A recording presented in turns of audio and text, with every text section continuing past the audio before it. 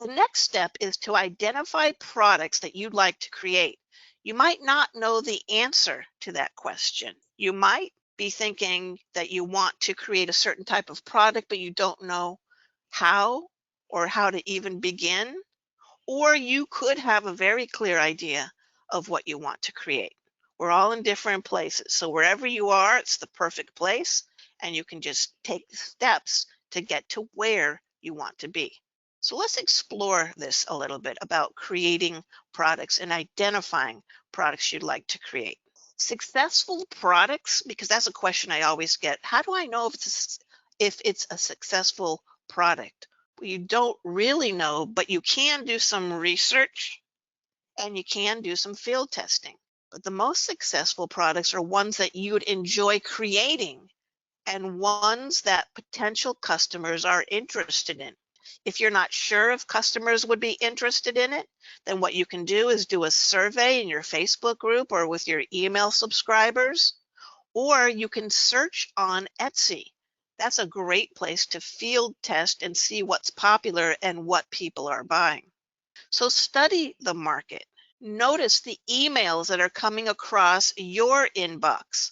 If you're getting a lot of emails about digital planners, that may indicate to you that there's a lot of people buying digital planners. Or if you are seeing a lot of promotions on Facebook about Kindle books or starting an Etsy shop or whatever it is, take note of that and look at how you can apply that to your ideas or to your growing ideas as you research and notice and take notes so that you actually can refer back to them as to what people are buying and selling. And then look at ways to make your product unique or set yourself apart. So you'll need to think about that a little bit. If I oftentimes, usually, I will purchase a product before I will promote a product. Or if I'm researching products that I want to create to sell in my shop, I'll purchase personal use products as well as commercial use products to see what people are creating, to look at how they put things together, and then I'll reverse engineer. I don't plagiarize, but I get ideas from different sources, and then I piece together my own idea. So I remember when I first started the content creation aspect of my business. Since 2007, my primary focus has been on writing and publishing books and creating courses and teaching others how to write, publish, and market books. Well, it's been my heart's desire for close to 2 decades to be able to sell PLR content, to be able to sell journals and workbooks, because I just love creating worksheets and workbooks. And I've published many of them to Amazon related to writing and publishing.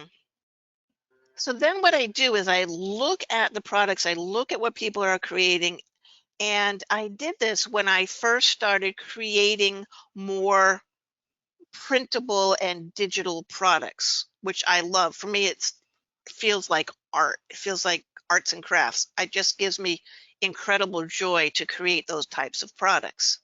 And it's also given me many more products to publish on Amazon. I now have a pen name where I publish journals and workbooks and things like that related to digital art and whatnot. And it's given me another creative outlet. So what I do is I look at how can I make this different, because you don't want it to look like everybody else's. And so one of the things I did, because I started creating digital planners, but when I first started creating them, you know how digital planners have that coil in the middle? Well, that coil in the middle is it's a digital coil, and I could not find any that had commercial use rights. And so I started learning myself how to create those digital coils. I learned by studying YouTube videos. Then I went on to create a set of digital coils. I added commercial use rights to them, and I've probably in the last 10 months sold at least 350 sets. It's like my most popular product because a lot of people are creating digital planners. So think about your product and think about components of your product. So for example, if you're publishing a workbook on nutrition, is a one-page quick list series a product that could be an offshoot, like a shopping list or a clean out the junk from your cupboard, and then what to do with that, what to throw away, what to donate, etc. What can be maybe a tracker that people track their walking or they track their hours of sleep? What can be a complementary product that can go along with your idea and yet set yourself apart? Now, one of the products I created, it took me 12 months because with everything I have going on, made a promise to myself that I would create one page a month. Well, then at the end of the year, I had 12 pages. I then created a companion journal page for each of those 12 pages. I now have 24 pages. And then I added some formatter and back matter and additional training and worksheets, and I had a new product. And so there's a lot of ways to go about creating the content, but looking at what you can do to make your product unique. Can you create a product that complements popular products? So let's just take that analogy of digital planners. Let's say you want to create digital planners, but you also want to offer something to the marketplace that sets yourself apart.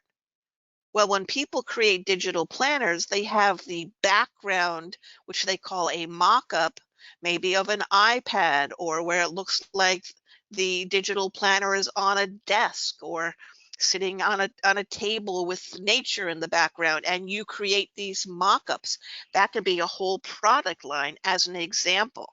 Let's say, for example, you are selling nutrition related workbooks or self-help or motivational type workbooks or worksheets or planners. Could you offer perhaps a set of videos where people have access to a set of videos, and so then they become part of your online classroom or your membership area, and they get access to a set of videos that complement the product that they purchase, and it sets yourself apart and allows you to have a multi-pronged content creation. The products that you create will evolve over time. The thing is, you're not necessarily know where you're going to be steps down the road until you take the 14 steps that come before the 15th step. So my highest recommendation to you is to create that first product in this new series of products and see where it takes you. And you may want to journal or take notes as you go along of what you can do to be more effective or what additional ideas you have for future projects. What I found is once I started on the path, I started getting so many ideas. So what I did is I opened up a file folder on my desktop, and then I created subfolders and I numbered them in order of priority as to, okay, the first thing I want to do is create, for example, I wanted to create a 90-day planner. So I put that as, I just created a file folder, 90-day planner. And so I actually, while I was numbering, I said, okay, I might as well do 12 so I'll have content for a year. Because my mind is very number oriented. And so I didn't put anything in those subfolders yet. I just started to get ideas, and as I had these folders labeled 1 through 12, and as I got a new idea, I decided which in the order I was going to then create. And then as I started doing this, I went through my computer hard drive and I made copies of products that I had the rights to, and I put them into these folders called PLR resources, and I put the topic inside of each, on the name of each folder, inside of the subfolders. And I had like a whole little workshop inside of each of these folders, and that really helps. You can do the same thing by going over to digital art sites if you add graphics to your products. And you can start to collect assets and add them to each of these folders.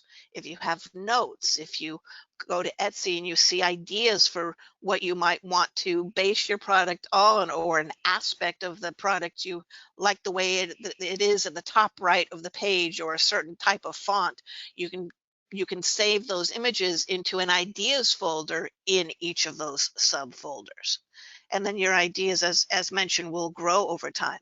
And as you create product collections inside that folder, you may have product one, printable journal, product two, digital journal, product three, etc.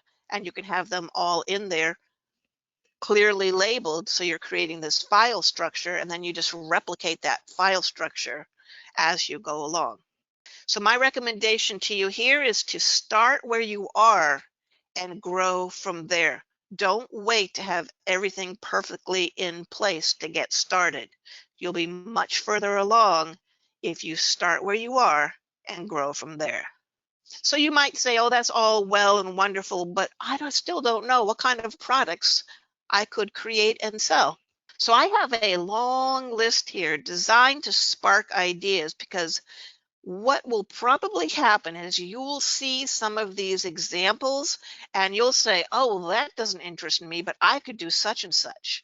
So I recommend going through this with pencil and paper and making notes as to what possible products or types of products you might want to create. And these products could be printable or they could be digital. An academic planner, those are really popular. Usually those publish at certain times of the year, and they usually go for 18 months. Some of them go for 12 months, but academic planners are really popular with student population, especially with college students. An appointment planner, bullet journals, a challenge experience. So it doesn't have to be a printable product. It could be you have a daily challenge that you either email the tip and the action steps to the participants, or you have an online membership area where you have a daily video, like a 7-day challenge to get more sleep, or a 30-day challenge to get your product created. Whatever it is that you want to offer based on your expertise, that's a great challenge. And what can come from there is a whole line of products, workbooks, journals for each of the different modules.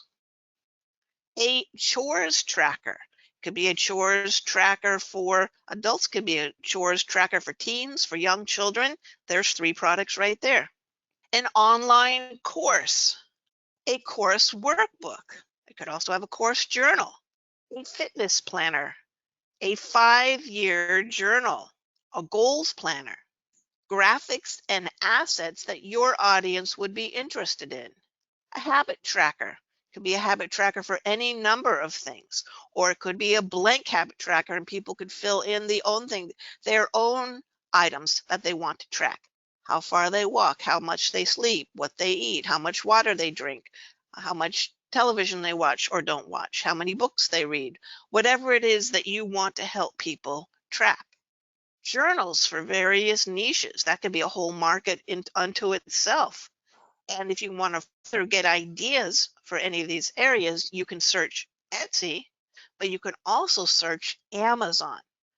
You would type into the search field what your ideal audience might be typing in. Journals for, and then you fill in the blank and type that in and see what is being published. You can get a lot of ideas that way. A life planner, a lists planner. Go on, all kinds of lists. You can create a list planner. Logs, a daily log, a weekly log, a yearly log, a birthday log, a wish list log, etc. A memory keeper. You can create a series of memory keeper books. Memory keepers for moms, memory keepers for dads, memory keepers for kids, memory keepers for grandparents, memory keepers for grandma, memory keepers for grandpa, memory keepers for coworkers, ... There's a whole product line right there. So you see what I mean? Kind of like taking it further and think outside of the box as to how you can expand your product line. A notebook. Notebooks are great. You just make a beautiful cover and it's just blank pages, or grids or dots or lines in a notebook. Those are really popular, and you can create a lot of those. A productivity planner, and you can gear it towards your ideal audience. So for example, if I was to create a productivity planner for this program, it would be a productivity planner on focusing on creating content. Yours will be very different based on what your topic is, and you can gear it towards that topic. A reading journal, a recipe book, a study guide, a teacher's planner, a tracking log, a travel journal, a walking journal, wall art. And wall art can be something that people purchase and that's actually shipped to them in the mail. There are a lot of print on demand companies that you can upload your artwork and they can put it on products, whether it's tote bags or mugs or wall posters that people purchase, or it can be digital that people print out at home. A wedding planner, workbooks, and much, much more. So I'm going to encourage you right now while you're thinking about it, stop the video. If you're using a blank piece of paper, jot down your ideas. If you have printed out the slides, circle at least 5 things here that you could possibly want to publish. You can also make a list of possible products that you'd like to create, because I would imagine that you got more ideas, that more ideas were sparked as we went through that list. From there, dive in and actually map out products you'd like to create and put them in prioritized order, because it might take you 6 months to create these products or 6 weeks, depending on your goals. But in the number 1 spot where it says product 1, do your thinking, do your writing, and then plug that into product number 1 box, and do the same for each box. And if you don't have 6, fill in the ones that you have. As you go along, you'll get more ideas. And by doing this, it's going to bring your product creation goals closer to becoming a reality, because you have put pen to paper and you've put it into the world that you want to create it. And you'll look back at this page and you'll remember, oh, I wanted to create that product. So this is a great worksheet to fill out. And then answer these questions. What's holding you back, if anything? What's holding you back from creating products? Is it time? Is it your environment? Do you need to find a way to claim a quiet place for you to write? Do you need to get up earlier? Do you need to leave wherever you are, work or home, to find times to create? Are you allowing yourself to get distracted by all the emails telling you of all the things that you need and all the things you need to learn? What is it that's holding you back? Is it self-confidence? Do you think that no one will buy it? Well, if you do your research and you see it for sale on Amazon or on Etsy, well, people are buying it. So why shouldn't they buy it from you? So try, might be hard, but if you do this for your first product, it could serve you well into the future. Try to put on the back burner feeling shy or feeling like you don't know if someone will buy it, and just create it. If no one buys it, no one buys it. But if it's not created, you don't have the opportunity to test that out. And it's a lot of fun to create products. So allow yourself to give yourself permission to create the products that you're thinking of and see what unfolds. And then the next question is, what can you do to overcome this obstacle? What can you do to overcome this obstacle? So spend some time writing and thinking, because this can really touch your heart and inspire you on a deeper level that will clear pathways, allowing you to be able to create more content.